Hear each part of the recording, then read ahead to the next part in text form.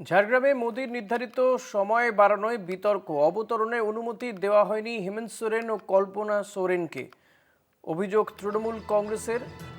দুজনকে দীর্ঘক্ষণ অপেক্ষার পর রাঁচিতে ফিরে যেতে হয়। ঝাড়গ্রামে মোদির নির্ধারিত যে সময় ছিল সেই সময় বাড়ানো হয় এবং সে কারণেই সমস্যায় পড়েন হেমন্ত সোরেন এবং তার স্ত্রী। নির্ধারিত সময় বাড়ানোতেই বিতর্ক। অবতরণের অনুমতি দেওয়া হয়নি হেমন্ত সোরেন ও কল্পনা সোরেনকে। অভিযোগ তৃণমূল কংগ্রেসের।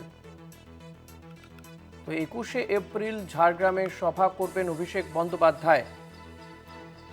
দুজনকেই হেমন্ত সোরেন কল্পনা সোরেন দুজনকে দীর্ঘক্ষণ অপেক্ষা করার পরে রাঁচিতে ফিরে যেতে হয়। 21শে এপ্রিল ঝাড়গ্রামে সভা করবেন অভিষেক বন্দ্যোপাধ্যায়। গোটা বিষয়টি ঠিক কি ঘটেছে, কি নিয়ে বিতর্ক, জানবো ডেপুটি এডিটর মৌপিয়া নন্দীর কাছ থেকে। মৌপিয়াদি, কি নিয়ে বিতর্ক? দেখো ঋষিকেশ, প্রথমে তোমায় জানিয়ে রাখি যে আজকে প্রধানমন্ত্রী নরেন্দ্র মোদী তিনি তার ঝাড়গ্রামে যে কর্মসূচি ছিল সেই কর্মসূচির পর তিনি আজকে যেভাবে যেটাতে তাকে এরকম ভাবে বাংলায় খুব বেশি দেখা যায়নি, প্রায় নজিরবিহীন ভাবে তিনি রাস্তার ধারের যে আহ, মুদির দোকান সেখানে তিনি হেঁটে এগিয়ে যান এবং সেখানে গিয়ে তিনি রীতিমতো দাম শেষ করে মুড়ি কেনেন, ঝালমুড়ি কেনেন এবং সেখানে দোকান থেকে ঝালমুড়ি কিনে তিনি ঝালমুড়ি খান এবং সেখানে উপস্থিত যে মানুষ তাদের সঙ্গে তিনি কথোপকথন করেন, তাদের সঙ্গে ভাগ করে ঝালমুড়ি খান। এবং আজকে বিকেল থেকে সংবাদ মাধ্যম এবং সোশ্যাল মিডিয়া ছেয়ে গেছে প্রধান বেনজির জনসংযোগে যে ছবি আজকে দেখা গেছে। এরপরে তৃণমূল কংগ্রেস অভিযোগ করে যে আজকে প্রধানমন্ত্রী নরেন্দ্র মোদী তিনি ঝাড়গ্রামে ঝালমুড়ি খাওয়ার জন্য অতিরিক্ত সময় ছিলেন এবং অতিরিক্ত সময় তিনি থাকার কারণে, যেহেতু প্রধানমন্ত্রীর নিরাপত্তা জনিত প্রোটোকল থাকে, সেই কারণে প্রধানমন্ত্রী তার টাইম এক্সটেন্ড করার কারণে হেমন্ত সোরেন এবং তার স্ত্রী, তাদের যে আজকে ঝাড়গ্রামে পৌঁছাতে আসার কথা ছিল, তারা ঝাড়গ্রামে আসতে পারেননি এবং তাদের হেলিকপ্টার সেখানে নামার অনুমতি দেওয়া হয় না। এবং সেটা প্রধানমন্ত্রী অতিরিক্ত সময় ঝাড়গ্রামে কাটানোর কারণে, মুড়ি খেতে খেতে কাটানোর কারণেই সেই অতিরিক্ত সময় তার ব্যয় হয় এবং সেই জন্যই এই অনুমতি মেলে না, কপ্টার নামার অনুমতি মেলে না, এমনটা অভিযোগ করে তৃণমূল কংগ্রেস।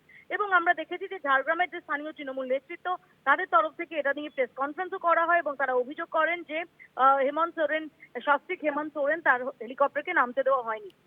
এই মুহূর্তে আমরা যেটা জানতে পারছি যে অভিষেক বন্দ্যোপাধ্যায় তিনি 21শে এপ্রিল ঝাড়গ্রামে যাওয়ার সিদ্ধান্ত নিয়েছেন এবং ঝাড়গ্রামে তিনি প্রধানমন্ত্রীর পাল্টা জনসভা করবেন বলে আমরা জানতে পারছি।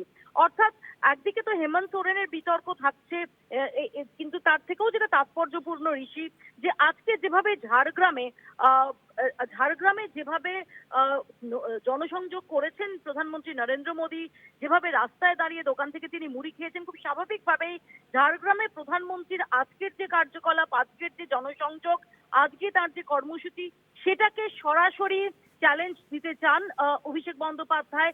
এবং তার ওখানে যাওয়ার মূল উদ্দেশ্য কিন্তু এটা ধরে নেওয়া যেতেই পারে যে যেখানে গিয়ে প্রধানমন্ত্রী এরকম অনেকটাই বেনজির ভাবে জনসংযোগ করেছেন, তাকে এই মুডে খুব বেশি বাংলায় দেখতে পাওয়া যায়নি। সেই ঝাড়গ্রামে তার দুদিনের মধ্যে অভিষেক বন্দ্যোপাধ্যায় তিনি পাল্টা জনসভা করতে চান। অর্থাৎ বোঝাই যাচ্ছে যে এখানে কিন্তু এই বিতর্কটা, অর্থাৎ হেমন্ত সোরেন সংক্রান্ত বিতর্কটা, সেটার থেকেও যেটা তাৎপর্যপূর্ণ যে প্রধানমন্ত্রীর আজকের যে জনসংযোগ, সেটাকে সরাসরি চ্যালেঞ্জ ছুটতে চান, সেটাকে কাউন্টার করতে চান অভিষেক বন্দ্যোপাধ্যায়। এবং যে কারণেই এই ঘটনার পরিপ্রেক্ষিতে তার ঝাড়গ্রামে পাল্টা জনসভা করার সিদ্ধান্ত। ঋষি, ধন্যবাদ মৌপিয়াদি। কথা বলছিলাম ডেপুটি এডিটর মৌপিয়া নন্দীর সঙ্গে।